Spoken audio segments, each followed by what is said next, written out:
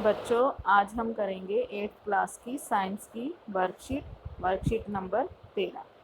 तो ये वायुमंडल के बारे में बताया गया है कि वायुमंडल में 78% नाइट्रोजन पाई जाती है, जो सभी सजीवों के लिए बहुत आवश्यक है। तो सजीव क्या होते हैं? जो सांस लेते हैं। नाइट्रोजन जो है वो प्रोटीन, क्लोरोफिल, न्यूक्लिक अम्ल और विटामिन के यौगिकों का मुख्य अवयव है। पौधे और जंतु जो हैं वो वायुमंडलीय नाइट्रोजन का सीधा उपयोग नहीं कर पाते, और पौधों को नाइट्रोजन स्थिरीकरण क्रिया के द्वारा नाइट्रोजन मिलती है, यानी नाइट्रोजन स्थिरीकरण जो क्रिया है उसके द्वारा उनको नाइट्रोजन मिलती है। तो ये नाइट्रोजन स्थिरीकरण क्या है? इसमें वायुमंडलीय नाइट्रोजन का नाइट्रोजन के यौगिकों में बदलना, ताकि जो पौधे हैं उनको आसानी से अवशोषित कर सकें। तो इस क्रिया को हम नाइट्रोजन स्थिरीकरण कहते हैं। मतलब जो पौधों की जड़ों में राइजोबियम नामक जीवाणु पाया जाता है, वो नाइट्रोजन को नाइट्रोजन स्थिरीकरण में बदलने में सहायता देता है। तो कभी कभी बिजली के कड़कने पर भी नाइट्रोजन का स्थिरीकरण होता है। तो आज हम नाइट्रोजन चक्र की सहायता से जानेंगे कि वायुमंडल में नाइट्रोजन की मात्रा कैसे स्थिर करती है।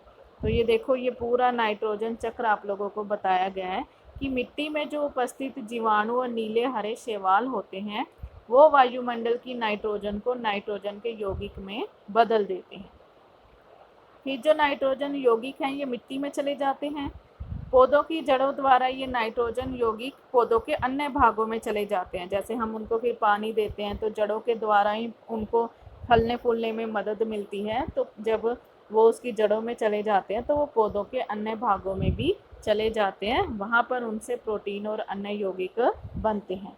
तो फिर जो भी जंतु इन पौधों को खाता है वो नाइट्रोजन पादप प्रोटीन या अन्य यौगिक के रूप में उन तक पहुँच जाता है।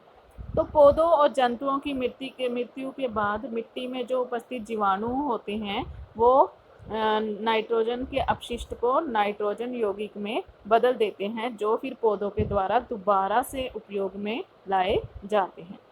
कुछ विशेष जीवाणु होते हैं, वो उनको नाइट्रोजन गैस में बदल देते हैं, जो वायुमंडल में चली जाती है।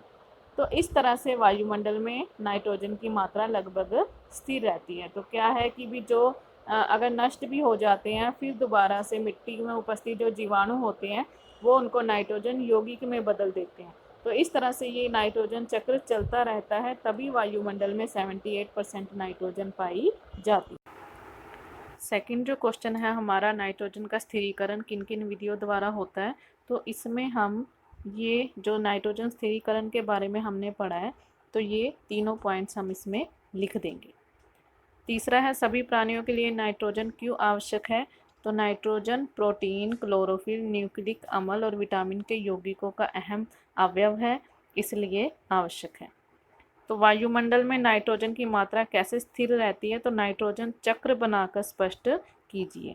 तो ये देखिए, जो नाइट्रोजन चक्र आप लोगों को बनाकर बताया गया है, तो ये आप लोगों ने अपनी नोटबुक में बनाना है।